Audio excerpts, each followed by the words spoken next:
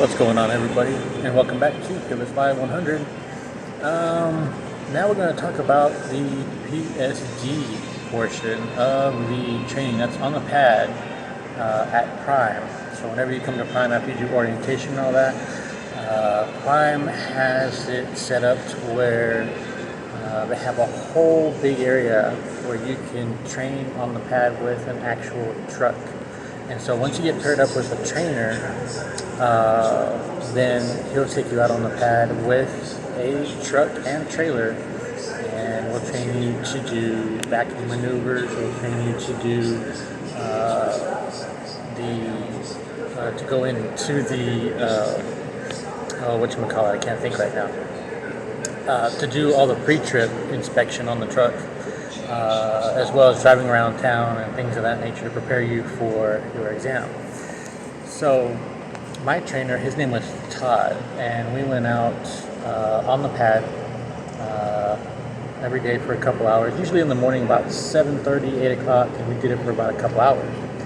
Some days we trained for the backing maneuvers. Some days we did some of the pre-trip, and other days, as I mentioned in the previous video, we went driving to different places and getting tire loads and doing things of that nature. Now, some of the backing maneuvers that I was trained for was parallel parking, was straight line backing, then another is offset, and then you have your alley dock. So all of them turned out okay. With me, he showed me how to do those maneuvers first, because I never done anything with a big truck or anything like that. So he showed me how to do straight line backing, which is pretty simple. You know, you just you go forward and then you back through a box, and without touching the lines of the truck, pretty straightforward. Then you have the parallel. It could be either left side or right side, and you maneuver the truck in such a way to where you have to back in between in a box on the left side or right side, and be in between some cones, and by the time you're said and done, you're not touching any lines. On the offset is where you move the truck, let's say from the middle, where you're at, over to one side or the other. So that's a little bit more of a challenge, but he showed me the reference points on the truck and to know how to turn the truck to maneuver in such a way to where I could get it to one side or the other. And then there's the alley dock. The alley dock is a little bit more difficult. It's where you turn the truck from where you're at, and you turn the truck and trailer 90 degrees in order to get it into a certain area off to your left. It's always going to be on your left-hand side. They don't teach blind side and stuff like that there on the pad. So he showed me how to do that, which involves turning the truck a little tighter, almost to 90 degrees to the trailer, and then backing it into a slot. And on the alley dock, you have to have your trailer, the bumper of your trailer, in a box. So he showed me the reference points on the front of the trailer, which means a white line going through like the middle of your spot mirrors, in order to know exactly where you're at in the box behind you for the bumper of the trailer. And you can get out and look whenever you do all this. He allowed me to get out and look. Of course, whenever I hit some lines or getting close to a cone, he would let me know. He would whistle for me and say, that's too close. You need to back up, or you need to go forward, or you need to reposition the truck or whatever. And he was very thorough. My trainer, my PSD trainer, was very thorough. He meant business. He wasn't playing around, and he was there to do his job, and which I am thankful for, to make me a better student, to make me a better driver, and just all around better person out here on the road. The one thing that happened, I'll give you this one story that happened. It was an off day, and something happened, and I wasn't feeling it, wasn't all into it, and things of that nature. I think he gave me the parallel to the right side to do with the truck. So whenever he told me to do that, I started working on it and everything. And he didn't tell me how to do it. He didn't, jump in there and say, hey, you're doing it wrong or whatever. He just let me go through it to see what I was going to do. By the time I was all said and done, it looked like I had done an alley dock blindsided to the right side. Yeah, I completely bombed the whole exercise, bombed the whole thing, and he was not happy. He was beside himself. He was not happy, and he thought it was kind of comical that I was able to get that truck like it was, because I wasn't looking for my reference points. And again, it was an off day for me, so I wasn't feeling it. I mean, that's not an excuse, but it's just one of those things that happens, and he was not too happy about it. And I took full responsibility for everything and told him, I apologized to him about everything that had happened. So we were able to straighten it out, and he actually took a picture about where I wound up at and everything, and probably sent it to all his buddies about everything that happened. So we were able to straighten that out and get everything working, and then from then on, the days after that, I was able to knock everything out and do the maneuvers and do the backing maneuvers the way he showed me in the way that I needed to do them. He could tell me an alley dock, I knew how to do an alley dock. He could tell me an offset either way, I could do an offset. He told me how to do he told me to do a parallel to one side or the other. I knew what to do on a parallel, one side or the other.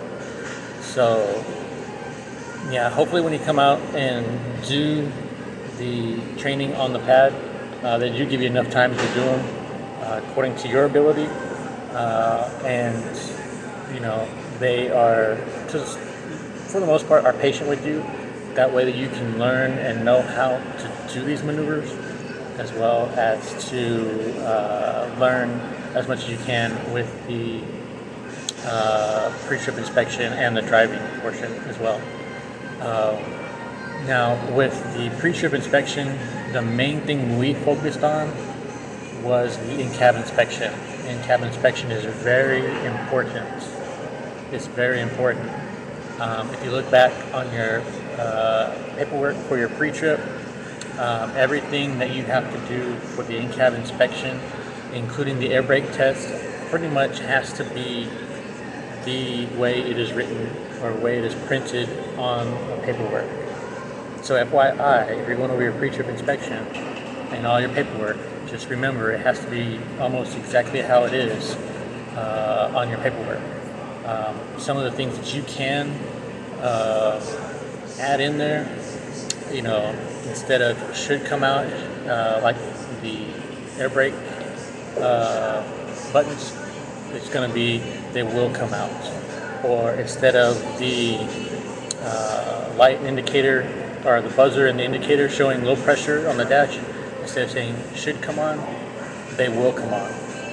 So you can say will come on because they're supposed to light up and everything's supposed to work. So if they don't work, there's a problem. So everything that is on the pre-trip inspection about the in-cab inspection and the air brake test is pretty much word for word on the paperwork whenever you get it. Now, as far as doing the exterior of the truck, you can go any route that you want to, and like on the engine compartment, you can name the parts however you want to name them. You don't have to be in a specific order as long as you get the gist of everything, and you can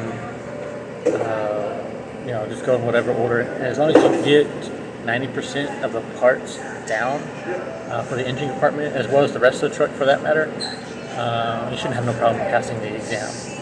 The exam is just like what's going to be with your on-the-pad tank. The only thing that we didn't go over with us, but he let me know about before the exam, was if you have an emergency parking maneuver, you will have to do that during the exam, which is, you you're going down the road and you have an emergency situation, so you turn on your turn signal, merge over to the right hand side off the road, not in the dirt, but on the asphalt, on the pavement. And then once you have completely stopped, put on your four ways, and then you apply your, you set your air brakes, and then you put it in neutral. And then that's pretty much it. And then to get back on the road, it's completely opposite. You know, you